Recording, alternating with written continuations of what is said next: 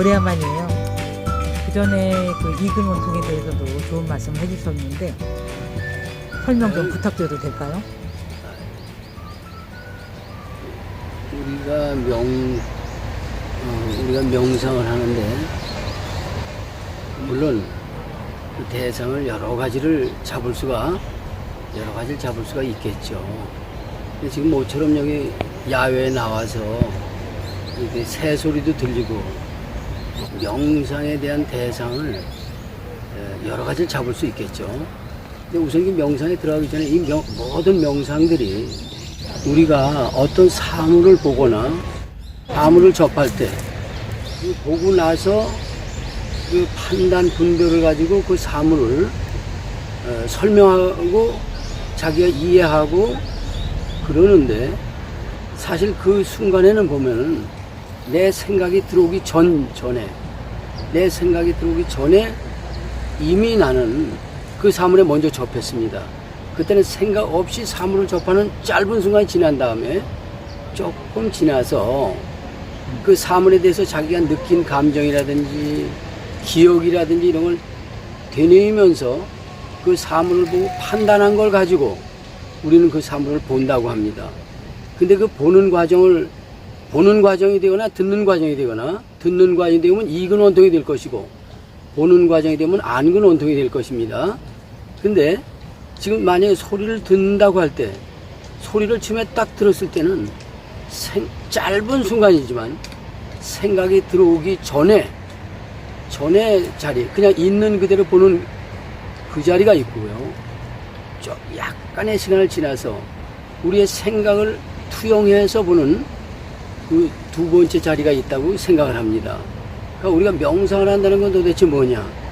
내가 생각하고 판단하는 대로 가는 것이 아니라 판단하기 전에 그 짧은 순간의 번득임, 짧은 순간의 소리 들림, 이 자리를 우리가 깊이 한번 되뇌어 보는 것이 명상이라고 생각합니다.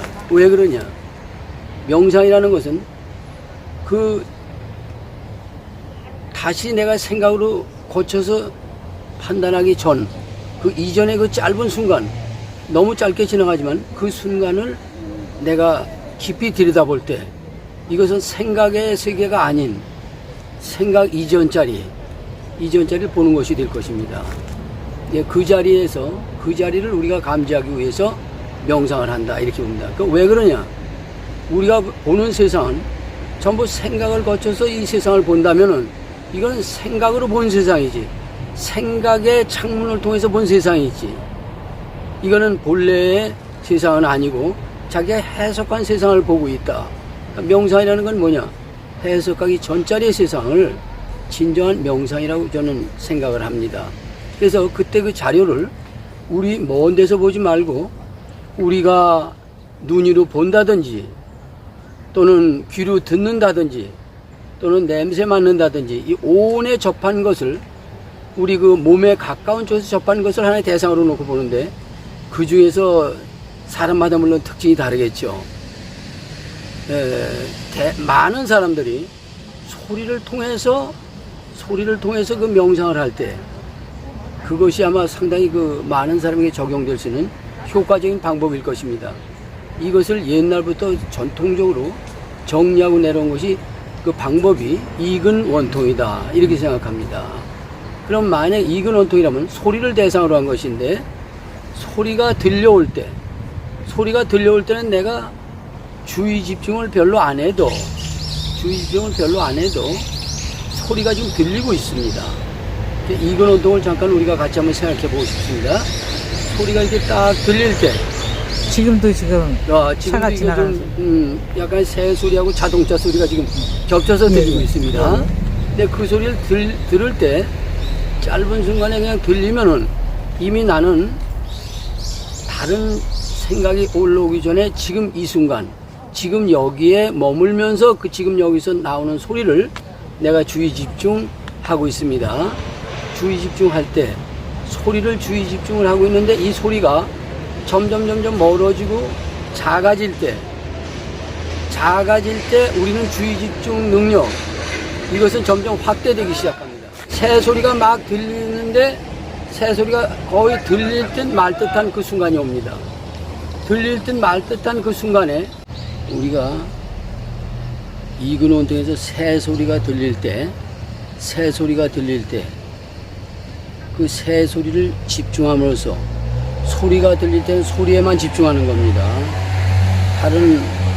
다른 어떤 그 주변에 자기 주의가 끌리는 것이 아니라 소리에만 집중이 됐을 때, 그때 이미 우리는 명상의 입구에 들어갔다고 볼 수가 있겠죠.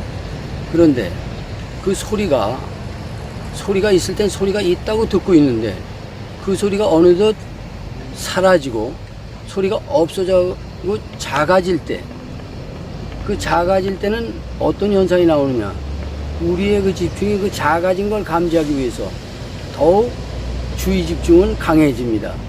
주의 집중이 아주 강해진 상태에서 조금 더 유지하다 보면 이미 그 내가 지금 듣던 소리가 사라져가는 그 지경까지 갑니다. 그 사라져가는 그 순간에 우리의 주의 집중력은 극도로 올라가기 시작하거든요. 그런데 그 상태를 조금 더 넘어가면 이제 소리는 완전히 없어졌습니다. 내가 지금 이 주의 집중이 소리를 통해서 들어왔는데 소리가 완전히 없어진 상태에는 소리가 없는데도 불구하고 나의 그 집중 상태는 유지가 될 수가 있습니다. 그러니까 유지되다 보면 갑자기 거기서 전환점이 일어납니다. 어떤 전환점이 일어나는가? 그때는 다른 이 세상의 모든 사물을 제끼고 소리도 들리지 않는데 들리지 않은 그 소리를 들으려고 하는 집중하고 있는 그 상태가 됩니다. 그러면 여태까지 소리가 있을 때 소리라고 들었는데 소리라는 대상을 통해서 듣고 있고 지금 이 순간에 머물렀는데 지금 이 순간에 머무는 그 순간은 생각이 뚝 끊어진 상태가 됩니다. 그럼 생각이 끊어진 상태는 뭐냐? 생각으로 판단 비교되는 세계가 아니라 생각이 나오기 이전 자리가 되겠죠.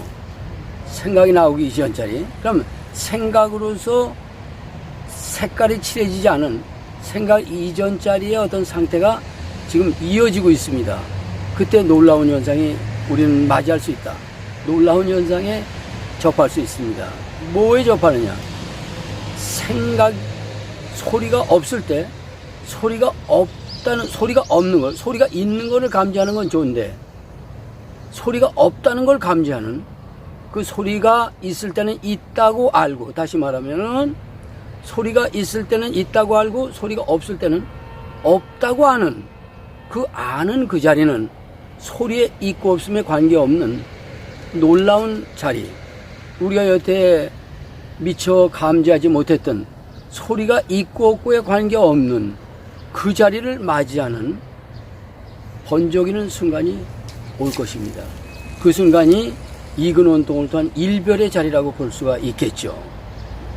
이것을 우리가 느끼고 나면은 여태 우리가 미처 감지하지 못했던 그 순간의 번뜩임이 나의 경험상에 나타날 것입니다.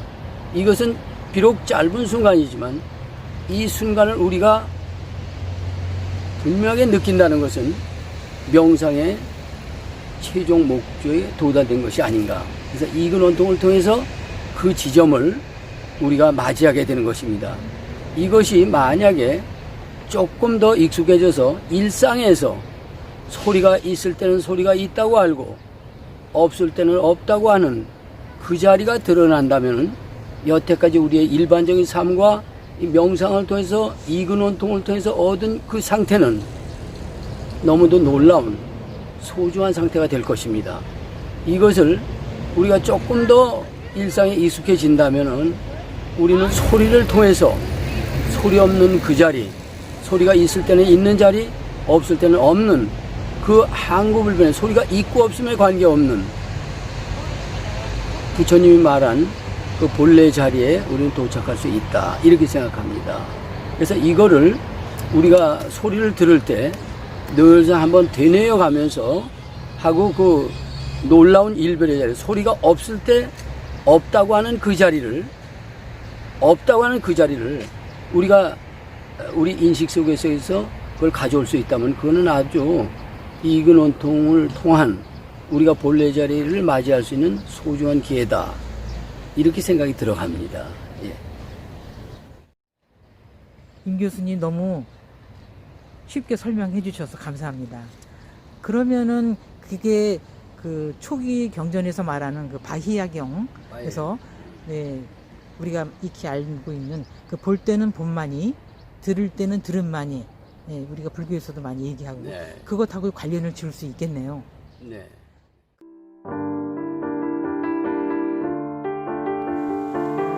바히하여 볼 때는 보여질 뿐이며 들을 때는 들려질 뿐이며 감각할 때는 감각될 뿐이며 인식할 때는 인식될 뿐이다. 바히하여 그대는 그것과 함께 있지 않다. 바히하여 그대가 그것과 함께 있지 않으므로 바히하여 그대는 그 속에 없다.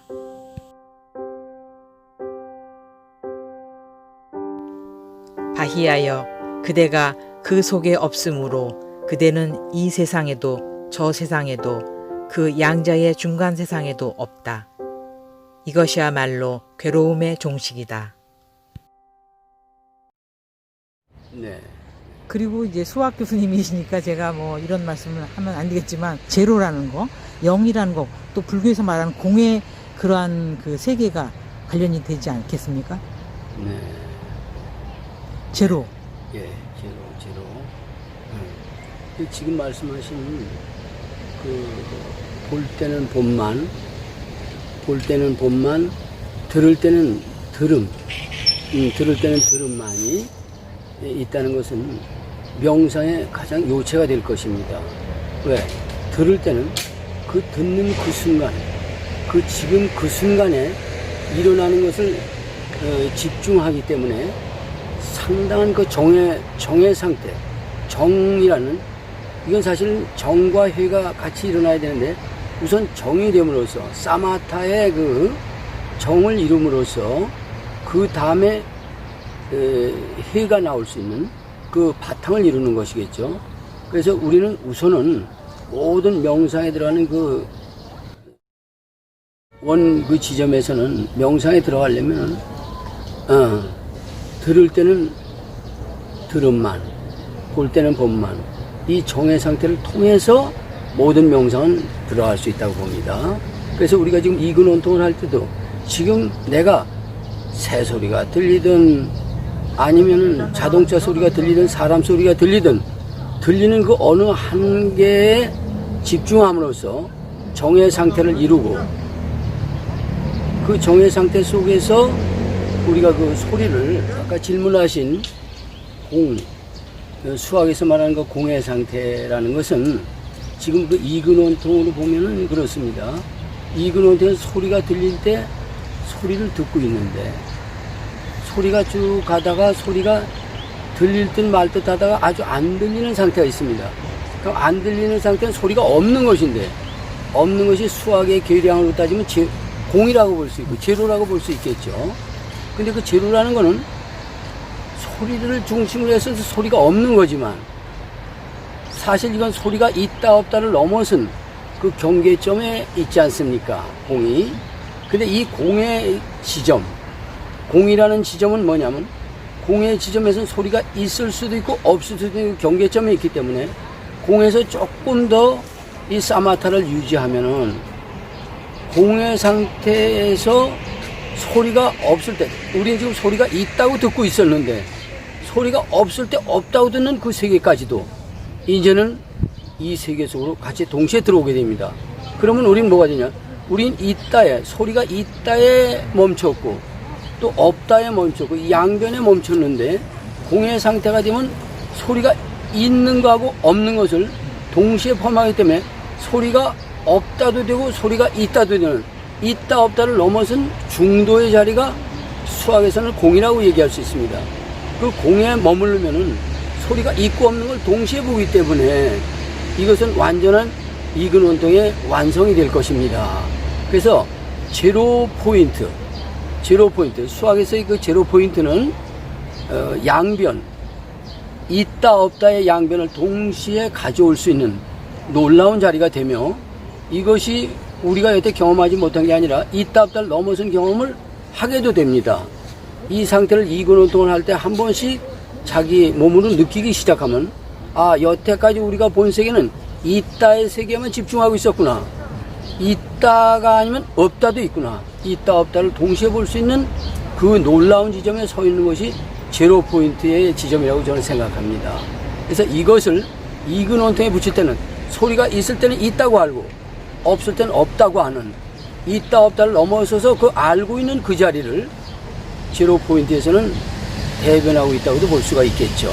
근데 이것이 우리가 경험을 안 했을 때는 잘 모르지만, 직접 이걸 2근 운동을 통해서 몇 번 소리가 있을 때는 소리가 있다고 알고 소리가 없을 때는 없다고 하는, 근데 이 없다고 하는 쪽을 모르고 있다는 쪽에만 관여했었는데, 없다는 쪽을 동시에 볼 때는 우리가 본 여태까지 세상은 반쪽 세상을 보고 있었구나. 그런데 2근 운동을 통해서 마지막 목표는 소리가 없을 때 없다고 알고 있을 땐 있다고 아는, 그 아는 그 자리는 역시 지금 말하는 수학으로 말하면 제로 포인트 자리가 아니겠느냐, 이런 생각이 듭니다. 예, 아주 그 감사합니다. 수학의 0이라는 숫자, 제로라는 숫자가 멋진 숫자네요. 그렇죠. 네, 중도의 말씀을 해주셨는데 네네. 참 중요한 말씀 해주셔서 네. 감사드리고요. 네. 그럼 그것이 우리가 뭐 불교에서 말하는 본성짜리라든가 뭐 원래 저는- 면목이라든가 네. 뭐 이런 것하고도 관련을 꼭 지을 수가 있겠네요. 수학이라는 것은 이 세상에 일어나는 일들을 수라는 매체를 가지고서 대변할 수 있다고 보는데요. 지금 우리가 말하는 이 부처의 2근